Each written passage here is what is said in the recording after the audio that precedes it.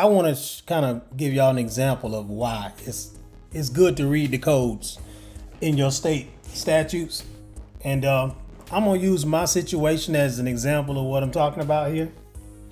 As you can see right here, I'm dealing with a habeas corpus situation concerning my son. He's been taken from me years ago. People who know my story know my son's mom took my boy and just decided to haul ass with him. And there's no court order where it granted her any type of custody, no child support, and then I beat the case she tried to bring against me to do that.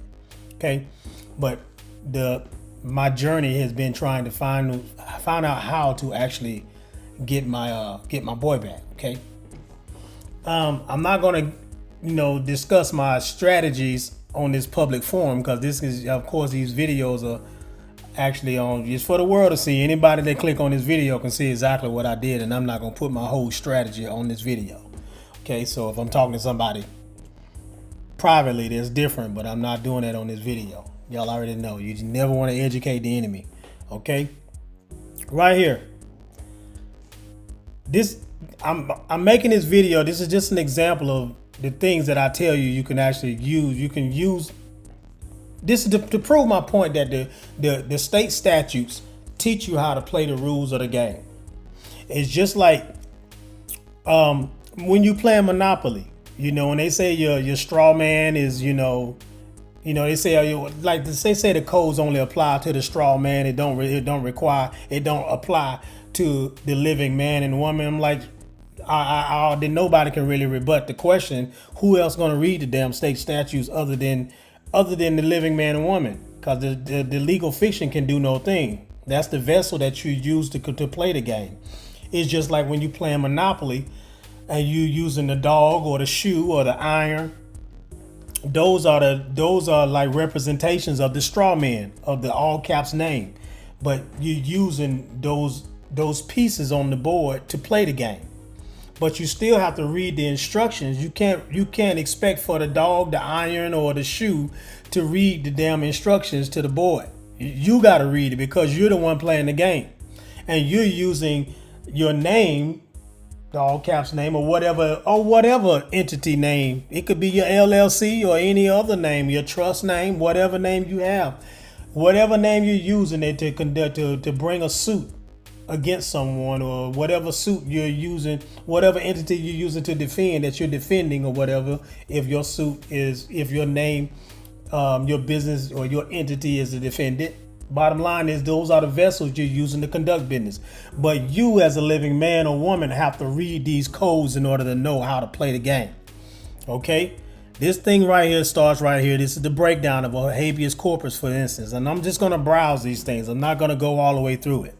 Okay, right here starts with who can actually do one, who may seek a writ of habeas corpus. Okay, any person restrained of his liberty or under any pretext whatsoever, except under sentence of the state court, the state court of record. Sorry about that. May seek a writ of habeas corpus to inquire into the legality of the restraint. So this is letting you know these are the three different types of people who can actually seek one. Any person alleging another that another person in whom for any cause he is interested is kept illegally from the custody of the applicant may seek a writ of habeas corpus to inquire into the legality of the restraint. Say any person restrained of his liberty as a result of a sentence imposed by a state court of record may seek a writ of habeas corpus to inquire into the legality of the restraint. It's letting you know who all can who can look for one. Who can seek for, who can petition the court for a writ of habeas corpus. Now, going back to the right here, say habeas corpus on account of detention of a spouse or a child. Here we go. Say in all writs of habeas corpus sought on account of the detention of a spouse or a child, the court on hearing all facts may exercise its discretion as whom the custody of the spouse or child shall be given, and shall have the power to give the custody of a child to a third person. That's say like like they give, how they have some stranger that's not even related, or either a grandparent or whatever, to give custody if both parents are, say, they're going through some drama or whatever. But let's see. Contents. Now this tells you how to put, what your petition is supposed to have. Say petition for a writ. Contents, basically letting you know what it needs to have in it. It's telling you how to play the game. The application for a writ of habeas corpus shall be by petition in writing, signed by the applicant, his attorney or agent, or some other person on his behalf, and shall state, and here are the 5 things your petition is supposed to have in it. Now you tell me what straw man supposed to read this. Okay, you got to understand, you have to read this shit. It's good for you to read your state code, so you'll know how to play the game when you're according to the state laws and the laws in your state, the codes in your state, laws, whatever you want to call them. The name or description of the person whose liberty is being restrained. That's the baby. In my situation, that's my little son. The person restraining, the mode of restraint, and the place of detention as nearly as practicable. Okay, that's the baby mama. Okay, where he's at. He's at her house. You know what I'm saying? I got the address. I know exactly where she's at. Okay, these are, this is basic, and so you're gonna state all this stuff in your petition. The cause or pretense of the restraint, like why are they keeping your child from you? Now I'm basically speaking to somebody who's going through this shit. Okay, if you're going through this, you need to be reading the state statutes as to what it says about your child, your baby mama keeping your child from you. Most of the time, it be the baby mamas that do that shit. The baby dads don't always do that. But so don't think I'm coming against baby mamas if you're a female and you hear me sounding if I'm talking about baby mamas a lot. But y'all know that, everybody knows it's common knowledge that baby mamas do it all the time. Okay, not all of them, but y'all know. We ain't trying to. This ain't no debate. Okay, the cause and pretense, like why they doing it. Say if the restraint is under the pretext of legal process, like say if there was a restraining order or some type of say if it was a one-sided order, then you was like, you don't know why they just took your rights from you. How they just up and just grant custody to the mother without any type of fairness. Like you didn't ask for that. I didn't agree for them to take, to give my child to just grant custody to her. And why are you keeping my child from me? Why are you allowing her to do this? Why did you write this?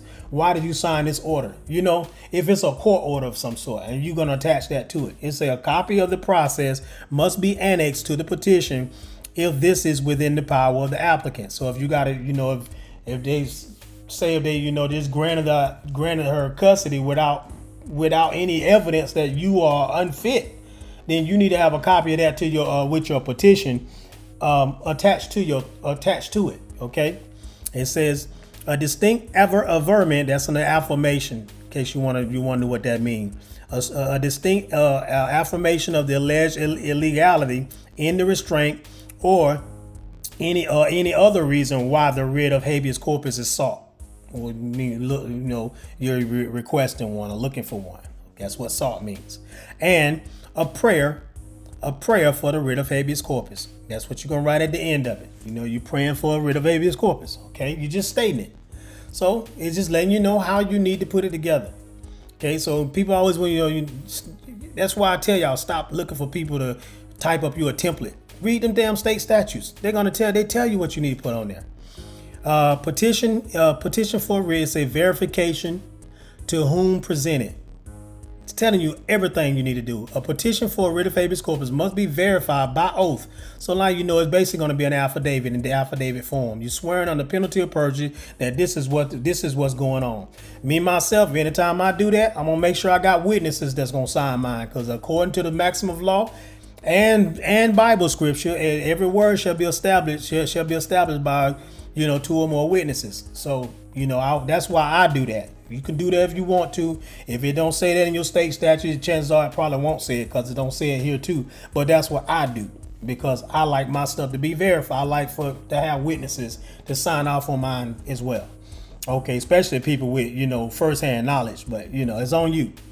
Okay, must be verified by oath of the applicant or some other person on his in his behalf. If you don't say, if you got an attorney doing it for you or whatever, or somebody, I would, in my case, I would never hire an attorney because attorneys don't help. They don't help fathers do shit like this. So they generally don't. Not saying they, there's not an exception to the rule, but generally they don't. It may be presented to the judge of the Superior Court of the circuit in which the illegal detention exists, who may order the party restrained of his liberty to be sought before him, to be brought before him from any county in his circuit. Now, me myself, I got they got an attorney that's not an attorney but a judge in another county, presiding over my case. All the judges in my county where my case is at, they all recused themselves from my case. They didn't want to be bothering my case. So, I guess I don't know, because I'm not trying to bend over. But bottom line is, they got him as a party. They got him presiding over the case. So I gotta just make sure when I file my petition into the court case, I'm gonna have a file stamp copy, and I'm gonna mail one to him, certified mail, and I'm gonna have one mailed to her or her attorney. Okay. So this is how you got to do that. So the opposing party got to receive it too. But you're gonna see that in this here. Okay. Brought before him from any county in the circuit, or it may be presented to the judge of the probate court of the county, except in cases of capital felonies or in such in which a person is held for extradition under warrant of the governor. So that's something different right there. Murder cases or drug cases, they RICO cases or whatever. But anyway, we talking about custody. That's what I'm talking about, because that's my situation. Okay, I'm trying to get my son back. Okay, right now we're gonna go back. When a writ is granted. When upon examination of the petition for the writ of habeas corpus, it appears to the judge that the restraint of liberty is illegal, he shall grant the writ, requiring the person restraining the liberty of another or illegally detaining such person. See, I'm just noticing now, I wouldn't even think about this. This part, who presented, verification to whom presented. It never said nothing about me sending nothing to baby mama. It said the judge supposed to get it, and I supposed to put the ad where the person that's being restrained, which is my baby, I supposed to put the baby mama's address on there, and I supposed to present it to the judge, and then the judge, once he examines your petition, then he orders the writ. So I ain't got to, okay. See, I'm learning as I go as well, because I read these before and did a video on this back in 19, but I wasn't where I am now mentally focused. I wasn't as focused as I am now. I don't know what's going on with me now. I understand so much shit now, it's crazy. But I guess that comes with the more you learn, the more you become more at peace within. I was an emotional wreck to some degree back then too, so I'm a hell of a lot more focused now. But it tells you who's supposed to present it. The judge supposed to get it. Okay, so the judge supposed to get it. I don't have to send nothing to baby mama right now. I send it to the judge. Okay, and then it says when is granted. Say once he's examined the petition for the writ of habeas corpus, and it appears that to the judge that the restraint of liberty is illegal, he shall grant the writ, requiring the person restraining the liberty of another to or illegally detaining such person in his custody to bring the person before him at a time and place to be specified in the writ for the purpose of an examination into the cause of the detention. See, then he's gonna see, that's where he's going to require that she brings my son to court to whatever hearing they're gonna set forth at that particular time and place, and then we're gonna have to come together on that. But I gotta first see the writ. The original petition goes to the judge. Okay. Now, and so when he granted, say right here, form of writ. This is what, and how y'all are looking for templates all the damn time. Hell, the state statutes give you templates right here. It gives you the template right here at the top. Say the writ of habeas corpus may be substantially as follows. Say this is the details you got to have in there. Most likely that's going to be at the top of the page. You know, it's going to be at the heading right there at the top. Right here, the petitioner. You're going to put the petitioner, the name or whatever. And then it's a civil action. Civil action say CD. And then say file number. That's going to be the court case number. Okay. And then gonna put the respondent's name. You know, that's the baby mama. Okay, writ of habeas corpus to CD. I don't know what these CD stands for. AB. Okay, it's probably A, B, and CD. Okay, it's part of the section of the area. I guess it's line 1 and line 2, AB, and then got CD. Anyway, say you are, and then this would be the paragraph right here. This is the body of it right here. Say you are hereby commanded. This is the writ now. See, this is the writ. Say the writ of habeas corpus. This is when they give you one. This ain't how. As a matter of fact, this is not what you gonna be filling out. This is what they're gonna type up. Say the writ of habeas corpus may be. This is how the writ. This is what the writ's gonna have written in it once they give it to you. So you're not gonna have to type this up. So they're gonna type this up. So this is the form of writ. But so that goes. But at the same time, on the very first part, when they tell you the content of the writ, that's what you got to type up, because you're the one putting the writ together. They're the one putting you're the one putting the petition together. They're the one that's going to put the writ together. Okay, the writ of habeas corpus may be put together like this. So when they grant you the writ, this is what's going to have in there: is that they're commanded to produce the body of my son's name, alleged to be illegally detained by you, together with the cause of the detention, before me on this particular day and time. And it's this day and time. Say then they're to be disposed of as the law directs. And it says say given under my hand and official signature this day. It basically just straight out the mail, one damn statement, pretty much, just letting you know, bring the baby at this time and this date. It's straight to the point. Okay, so that's what she'll get once they look at my evidence. My evidence, everything, and okay, so now I know I even with the evidence that I'm gonna present to the judge, showing that I have standing to get my son back, I don't even have to send it to her. That's good, because I don't want to educate the enemy. Anyway, and anybody talk to me privately know what I've done. So I've done all kind of shit and stuff she don't know nothing about. Anyway, let's see. And that's probably why I haven't never got no remedy on this, because I didn't do it right the first time. The case is active. I just haven't done anything properly there. Me just not knowing what to do, and I know now.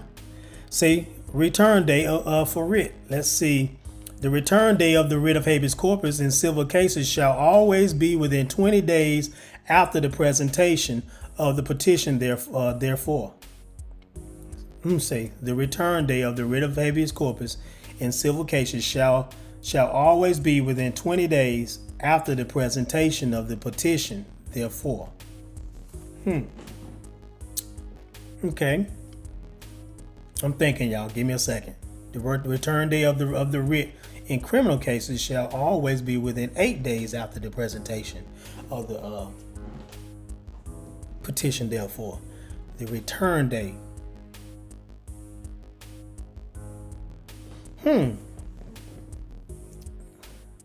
So I guess the return day of the writ of habeas corpus. So I guess I'm supposed to get some movement on it within 20 days. And if it was a criminal case, it would be within 8 days. The return day of the writ of habeas corpus. I guess that'd be the return. The return day must be the day that the child's supposed to come, be returned back to, basically bringing the child before the court. Let's see, the return day of the writ of habeas corpus. The return day of the writ of habeas corpus should be within 20 days. Okay, it's probably, when you're talking about the form right here, say that before the day, and this would probably be 20 days, She got 20 days from this particular date. At this particular time, will probably be 20 days before, starting from the day she gets served. I'm supposing that's what they mean by that, by return day. Okay. Let me back up. Moving too fast. Yeah. Okay, I did that right. Now there's 7-8 right here. The writ of habeas corpus shall be served by delivery of a copy thereof by an officer authorized to make a return of any process, or by any other citizen. That could be a process server, or it could be the sheriff department. Because y'all don't know that sheriff department they're also process servers. Okay, so you could pay a fee to do that. Now that I probably wasted $50 when I did that shit, because I did it 2 days ago. With the original petition that I had, I wasn't supposed to send that to her. I was supposed to send it to the judge, but I didn't put it together properly any damn way. So I'm doing it. I'm actually doing it right now tonight. I just finished putting it together right before I started making this video. So I'm gonna take a trip down there to Columbus and file this in the court case, and I'm gonna have this. It don't say file in the case. It says to send it to the judge. So that's what it says. Send it to the judge. So that's what I'll do. Okay, but anyway, let's see. Here we go. I'm gonna send it to the judge. Certified copies of all my evidence with the petition. I'm gonna do all that. Okay, now here we go. So that means I can speak all I want to. I can tell him, I can speak openly with what I got going on, everything. Okay. Okay, here we go. The entry of the officer or the affidavit, the entry of the officer or the affidavit of the citizen serving the writ shall be sufficient evidence of service. Okay, so that's the sheriff, the deputy sheriff, most likely, or the affidavit of the citizen. That's it. See, keep in mind, a process server can be somebody that has a business as a process server, and they're gonna call. I had a personal private investigator working for me at one time before he passed away 2 years ago, and he used to write affidavits for me to prove that he actually served somebody properly. And that way I could use it in my court case to prove that he actually, as the process server, actually, served her. So that's what they're talking about right there. Serving the writ sufficient for evidence of service. Say, the person serving the writ shall exhibit the original. Serving the writ shall exhibit the original if required to do so. Okay, person serving the writ. Okay, if the required to say, if personal service cannot be effected, the writ may be served by leaving a copy at the house, the jail, or other place in which the party in whose behalf the writ issues is detained. Okay. Let's see. If personal service cannot be effected, the writ may be served by leaving a copy at the house, jail, or other place in which the party in whose behalf the writ issues is detained. Okay, so basically, if she's not at home, they can still leave the writ at her house. And I'm going to also be sending a certified copy of the deed that she's actually buying a house. She actually got a house in 2021, baby mama that is. And so I got a certified copy of that deed to prove that she actually lives there. It's in the county recorder's office. I got a certified copy of it, so I got proof that she lives there. So because her name is on the deed. And I've even been by the house and saw her car parked in the yard. So I know she lives there. So it's the same car she's been driving for the last decade. So I'm going to be sending that with the proof to show that she actually lives there. So that's how that's going to work. Okay, now here we go. Yeah, but I'm just kind of, y'all see where I'm going with this. How I'm reading this is showing you how to play the game when you read the statutes. Okay, let's see. That was just 8. I was just reading. When a warrant for arrest of a person detained to be issued along with the writ. This is a different situation, most likely. If the affidavit of the applicant to the effect has reason to apprehend that the party detaining or holding another in custody will remove him beyond the limits of the county or conceal him from the officers of the law is filed with the petition, the judge granting the writ shall at the same time issue his warrant directed to the sheriff, deputy sheriff, coroner, or any lawful constable of the county, requiring the officers to search for and arrest the body of the person detained and to bring him before the judge to be disposed as he may direct. That's something else there. Okay. Let's see. That's the F. I'm gonna read that again. I'm reading that to myself again. I'm gonna let y'all read it while y'all let me see. To the effect that he has reason to apprehend that the party detaining. To apprehend that the party detaining or holding another in custody will remove him beyond the limits of the county, or conceal him from the officer of the law is filed with the petition. The judge granting the writ shall at the same time issue his warrant directed to the sheriff. Okay, so basically, if they feel like she might take off and leave the county, or try to hide him, or try to basically resist bringing the child before him at the hearing, chances are they'll just go ahead and do an injunctive relief and just do it right away, just to make sure that she don't try to hide no more. So that's what that's about. So that's what anybody else that's in any situation where they feel like they're not going to get cooperation from the person that's doing the restriction. If you got baby mama, they want to keep on hauling ass going to other states or the cities, they might leave the country or some shit. They're gonna catch your ass by surprise and just issue the writ right away along with the warrant. Along with the warrant, they'll put a warrant out for the arrest of the person right away, the person that's being restrained. So they'll issue the warrant at the same time. It's like an injunctive relief. You're trying to get it done right away. That way, that person won't try to haul ass and and not cooperate on the day that they're supposed to cooperate. Respondents return to writ. Let's see.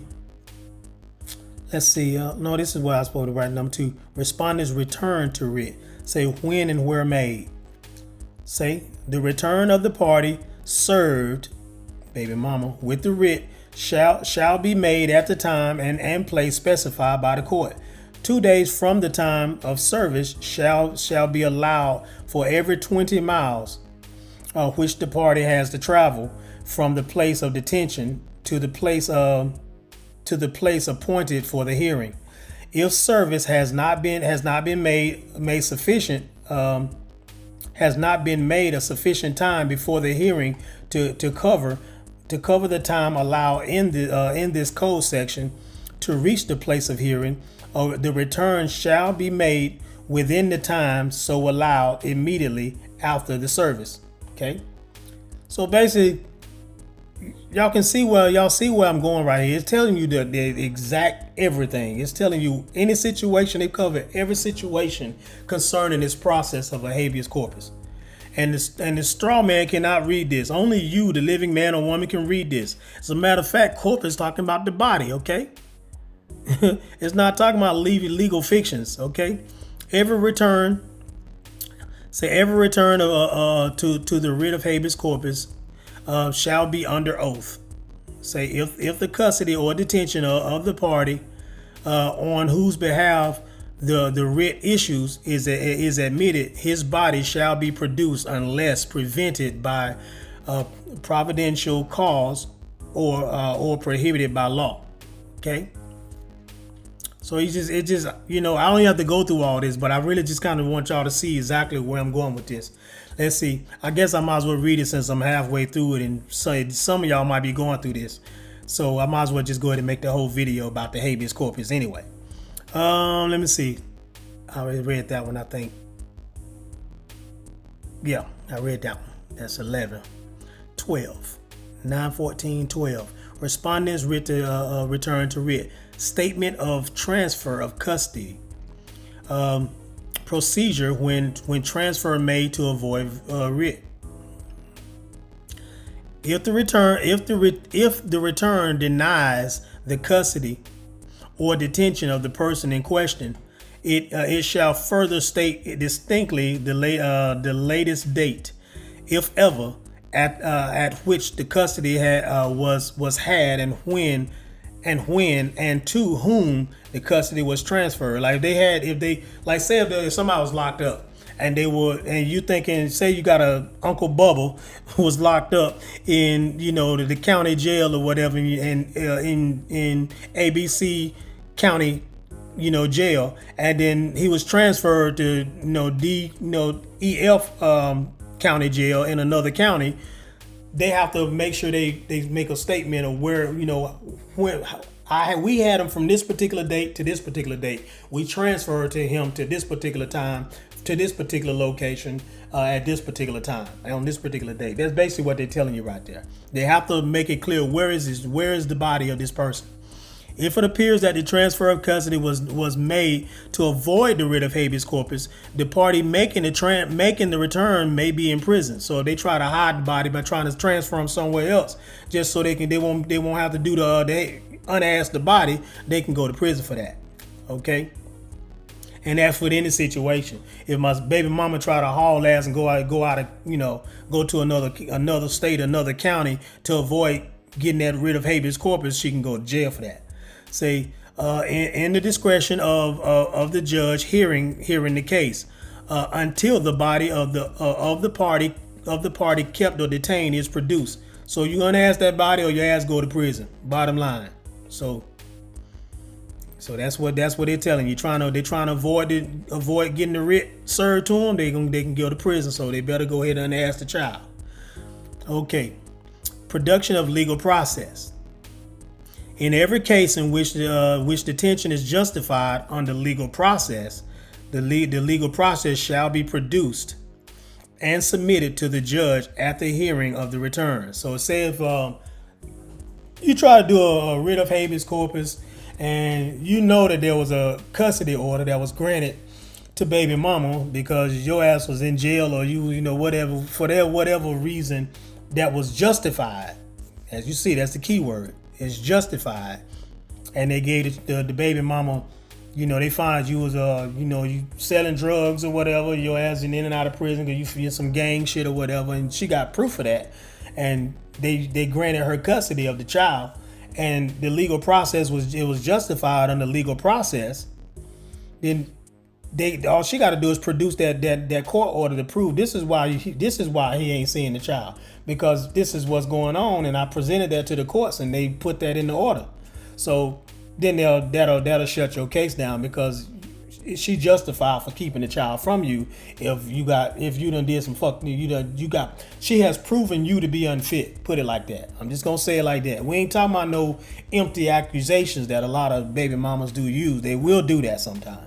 But we talking about when it's been proven that you are unfit in the court of law, and it's a justified case where they went through a legal process where she proved with evidence that you are not fit as a father. Then she can bring a copy of that order, that court order, to the hearing, and that'll help in her defense. Okay. Let's see. Hearing of issue.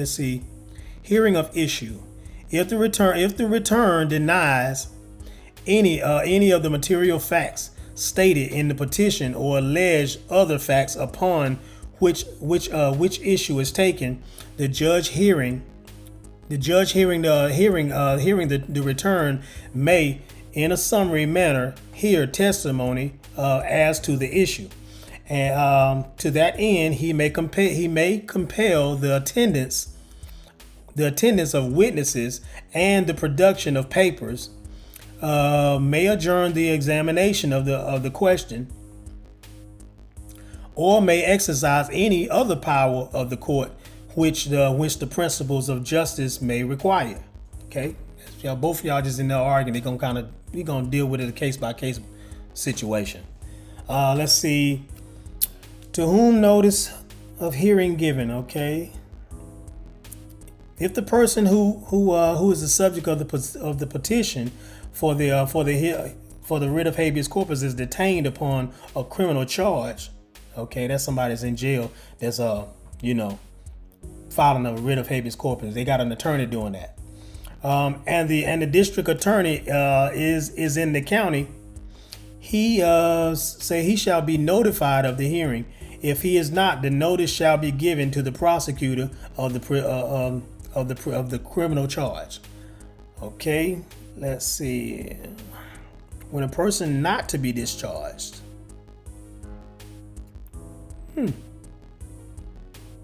Oh, did I skip one?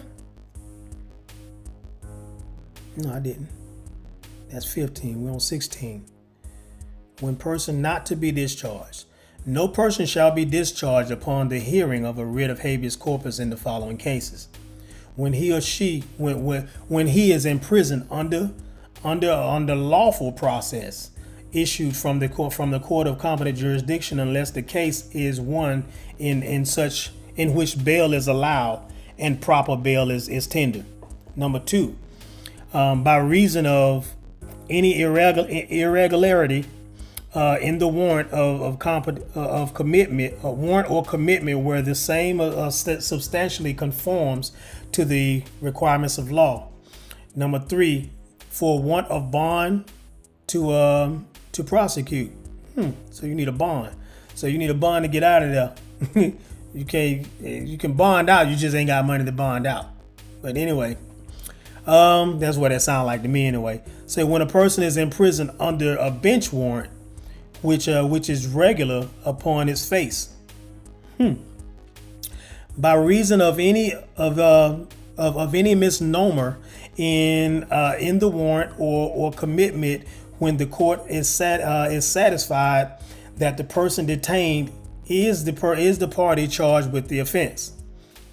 Okay, say they might have misspelled your name a little bit, and my name's spelled Michael, and they might have left the A out, but they got the rest of the name, Michael Roseman, and they got the right social security number, they got the right address, they got everything right. They just left that A out, and I'm trying to use that misnomer to try to say, oh, that's not me, knowing they got everything else right, everything else satisfied. So you can't use that to try to get a writ. Okay, when the person is in custody for contempt of court, and the court has not exceeded its jurisdiction in the length of the imprisonment imposed. Okay, say you're in contempt of court. So, see, in any other case in which it appears that the detention is authorized by law. So basically, that's when you won't get your stuff. Under any of these 7, situations, you will not get a discharge as far as like if you're in jail or whatever. You won't get a discharge as far as the writ. You won't be granted one. Discharge for a defect in the affidavit, warrant, or commitment. Say if the person in question is detained upon a criminal charge. Say if the person is detained upon a criminal charge and it appears to the court that there is probable cause for his detention, he shall not be discharged for any defect in the affidavit, warrant, or commitment until a reasonable time has been given to the prosecutor to remedy the defect by a new proceeding. Okay. Self-explanatory. Discharge after arrest for offense committed in another state. If a person is arrested on suspicion, I was about to say superstition, on suspicion of the commission of an offense in another state, and the suspicion is reasonable, the person shall not be discharged until a sufficient time has been given for a demand to be made on the governor for his redemption. Okay, so if you did some shit, then you're not gonna just get granted a writ of habeas corpus if it seemed like what you're being locked up for is sufficient. Like you probably did that shit. Let's see, powers of court in case not covered by Code Section 914.16, which is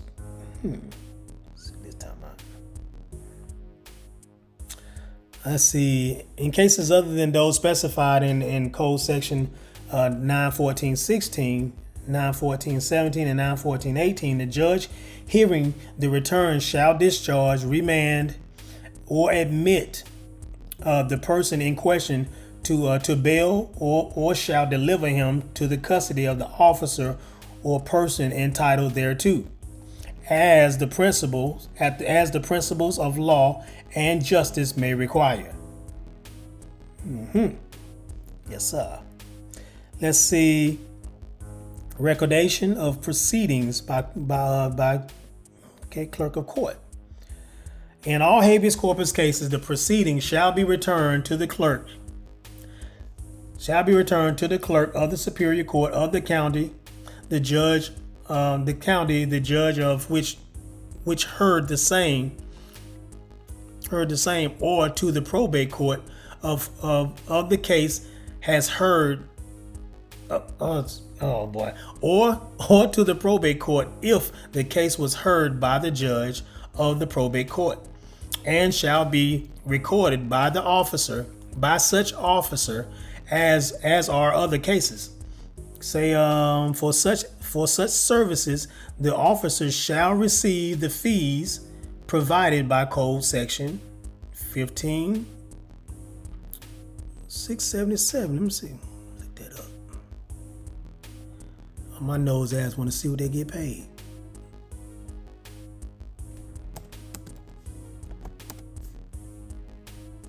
Just knows it.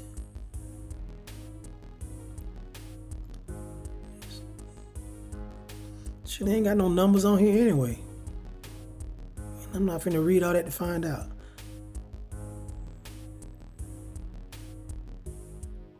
Let me stay focused. Oh, they got some numbers on there. I'll go read it at my leisure. But anyway, let me stay focused right here. Let's see. That's fees. Cost of the proceeding. The judge hearing the return. That's why they call it a return. I was wondering what they meant by return. They've been using it through the whole thing now. The judge hearing the return to the writ of habeas corpus may in his discretion award the cost of the proceeding against either party and may order execution to issue therefore by the clerk. Let's see. They normally do it do that toward the person that actually caused the injury. That's generally what they do. They don't just say to either one, but as we see on that code, they say they could do it to either one. But they gonna give me my boy back. I wouldn't give a damn. I pay the cost. But let's see. Appeals, speedy hearings, transmittal of Rittimer. If I said that right, Rittiture. Yeah, Remediature. Anyway, appeals in habeas corpus shall be governed in all respect where applicable by the laws in reference to appeals in other cases regarding the practice of the lower courts and in the Supreme Court relating to the time and manner of the signing, filing, serving, transmitting, and hearing. It shall be the duty of the Supreme Court to give a speedy hearing and determination in habeas corpus cases, either under existing rules or under special rules to be formulated by the court for such purpose. If the judgment of the court below is affirmed by the Supreme Court, the clerk of the Supreme Court shall promptly transmit the remiture. I'm just messing up this word. The remiture to the clerk of the court for which the appeal was taken. See, upon the receipt of the remiture, The clerk shall notify the judge of the court, who shall have full power to pass an order, sentence, or judgment necessary to carry into execution the judgment of the court. Okay. I be reading, I be studying, I be kind of thinking while I'm reading. That's why a lot of times I pause and do a lot of pausing when I'm reading. Say any person disregarding the writ of habeas corpus in any manner whatsoever shall be liable to attachment for contempt issued by the judge granting the writ. So he be held in contempt. See, under which attachment the person may be imprisoned until he complies with the legal requirements of the writ. So they choose now. Once they get granted, you get granted a writ of habeas corpus, and they choose to want to disregard the writ, then they can go to prison. So if you got a child that's being kept from you, this is your remedy right here. You need to be doing a writ of habeas corpus. You need to be doing a writ of habeas corpus. Me myself, I would go a little farther than that, because I actually did go further than that, because by me knowing the advantage, it seems like the biased behavior that a lot of courts do when it comes to children, and when it comes against their fathers have to go the extra mile and do extra stuff. So I'm not gonna talk about what I've done, but at the same time, you have to go further. You have to learn the law. You have to know what the hell to do when it comes to protect your rights, to enforce your rights, and to actually to move on stuff like this. Nobody should have to be try to create family, have family create your legacies and have your legacy stripped from you, and you don't do nothing about it. That's what this is for. Look in your state statutes, and it's gonna say the same thing. I guarantee. As a matter of fact, I'm gonna try this one time. Let me see. I'm gonna go in a totally different state. Let's see. I'm gonna say writ of habeas corpus. I'm gonna say, let's see, California, since that's the slave state right there, boy. So they governor hard as hell. They be trying to damn run. They be doing too much. Okay, so this is petition for a writ of habeas corpus, and I'm not gonna go through the whole thing, y'all. But this is So they got a actual form right here. You can type your own, or you can use this. It's a PDF or whatever. California courts. I'm trying to find the codes. Let's see if I can find that. Here we go. See right here? It don't matter what state you type it in. It's explaining the same thing. They may use different verbiage, but it's explaining the same thing. See, for any limited, for the reason, false evidence or whatever. I'm not gonna go through the whole thing, but y'all can see there's a writ. You can do a writ of habeas corpus in your state. It don't matter what state you're in. They all have them. This is something. This is a remedy. Anytime you got your baby being kept from you, you can actually petition the courts for a writ of habeas corpus. This is what I'm gonna be doing, and I'm just gonna have y'all to just stay tuned, and when I go live, y'all gonna know what time it is. Himros signing out.